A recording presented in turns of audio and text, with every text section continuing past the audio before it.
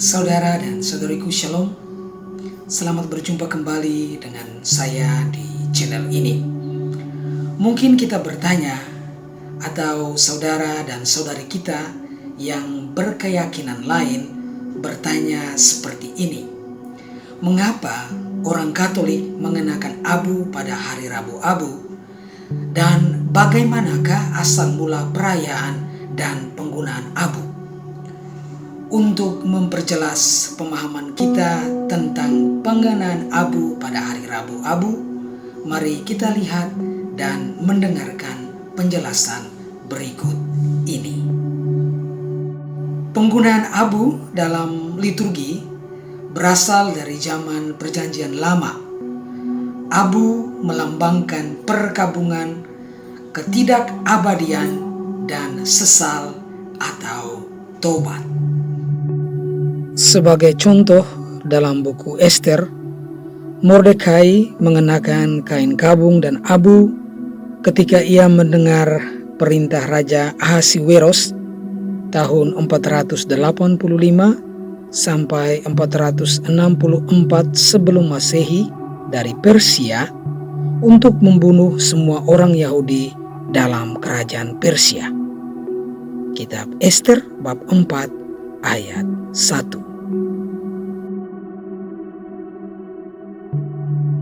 Ayub yang kisahnya ditulis antara abad ke-7 dan abad ke-5 sebelum Masehi menyatakan sesalnya dengan duduk dalam debu dan abu. Kitab Ayub bab 42 ayat 6.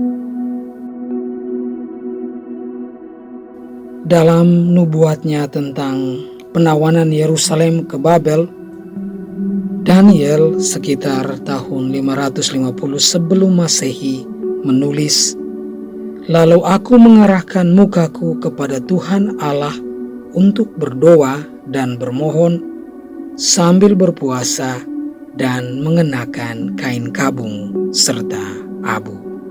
Kitab Daniel bab 9 ayat 3.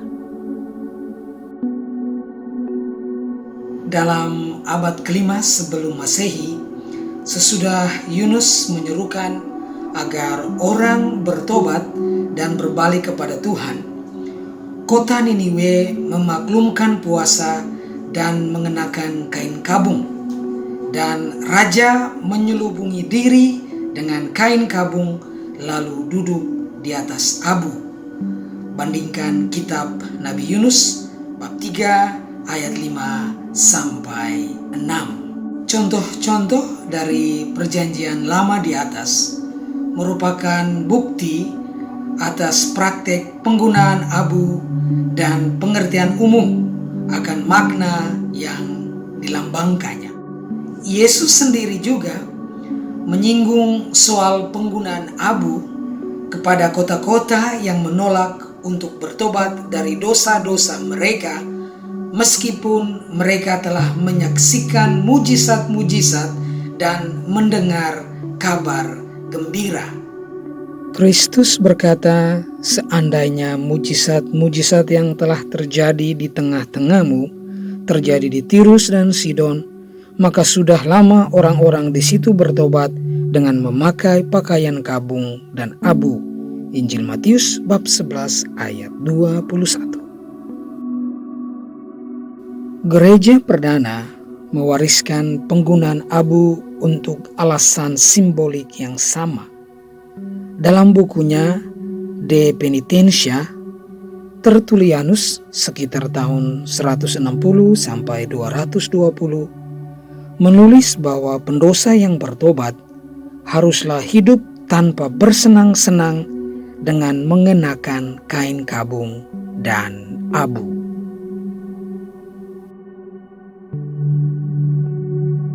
Eusebius tahun 260 sampai 340, sejarawan gereja perdana yang terkenal, menceritakan dalam bukunya Sejarah Gereja bagaimana seorang murtad bernama Natalis datang kepada Paus Severinus dengan mengenakan kain kabung dan abu untuk memohon pengampunan. Juga dalam masa yang sama, bagi mereka yang diwajibkan untuk menyatakan tobat di hadapan umum, imam akan mengenakan abu ke kepala mereka setelah pengakuan. Dalam abad pertengahan, setidak-tidaknya abad ke-8, mereka yang menghadapi ajal dibaringkan di tanah di atas kain kabung dan diperciki abu. Imam akan memberkati orang yang menjelang ajal tersebut dengan air suci sambil mengatakan, "Ingat, engkau berasal dari debu dan akan kembali menjadi debu." Setelah memerciki air suci, imam bertanya, "Puaskah engkau dengan kain kabung dan abu sebagai pernyataan tobatmu di hadapan Tuhan pada hari penghakiman?" Yang mana akan dijawab orang tersebut dengan, "Saya puas." Dalam contoh-contoh di atas, tampak jelas makna abu sebagai lambang perkabungan, ketidakabadian, dan tobat. Akhirnya, abu dipergunakan untuk menandai permulaan masa Prapaskah, yaitu masa persiapan selama 40 hari, tidak termasuk hari Minggu, dalam menyambut Paskah. Ritual perayaan Rabu Abu ditemukan dalam edisi awal Gregorian Sacramentary yang diterbitkan sekitar abad ke-8. Sekitar tahun 1000, seorang imam Anglo-Saxon bernama Aelfric menyampaikan khotbahnya, "Kita membaca dalam kitab-kitab, baik dalam Perjanjian Lama maupun Perjanjian Baru, bahwa mereka yang menyesali dosa-dosanya menaburi diri dengan abu serta membalut tubuh mereka dengan kain kabung. Sekarang, marilah kita melakukannya sedikit pada awal masa Prapaskah kita. Kita menaburkan abu di kepala kita sebagai tanda bahwa kita wajib menyesali dosa-dosa kita, terutama selama masa Prapaskah." Setidak-tidaknya sejak abad pertengahan, gereja telah mempergunakan abu untuk menandai permulaan masa tobat Prapaskah. Kita ingat akan ketidakabadian kita dan menyesali dosa-dosa kita. Dalam liturgi kita sekarang, dalam perayaan Rabu Abu, kita mempergunakan abu yang berasal dari daun-daun palma yang telah diberkati pada perayaan Minggu Palma tahun sebelumnya yang telah dibakar.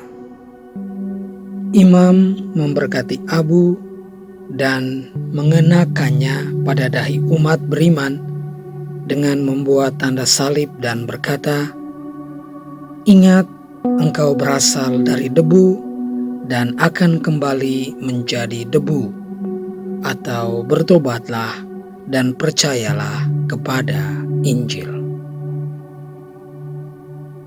Sementara kita memasuki masa Prapaskah yang kudus guna menyambut Paskah, patutlah kita ingat akan makna abu yang telah kita terima. Kita menyesali dosa dan melakukan silih bagi dosa-dosa kita. Kita mengarahkan hati kepada Kristus yang sengsara, wafat dan bangkit demi keselamatan kita.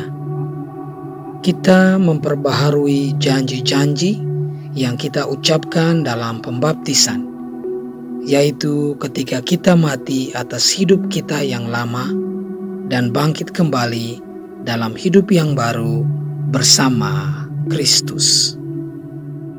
Dan yang terakhir, kita menyadari bahwa kerajaan dunia ini segera berlalu. Kita berjuang untuk hidup dalam kerajaan Allah sekarang ini, serta merindukan kepenuhannya di surga kelak.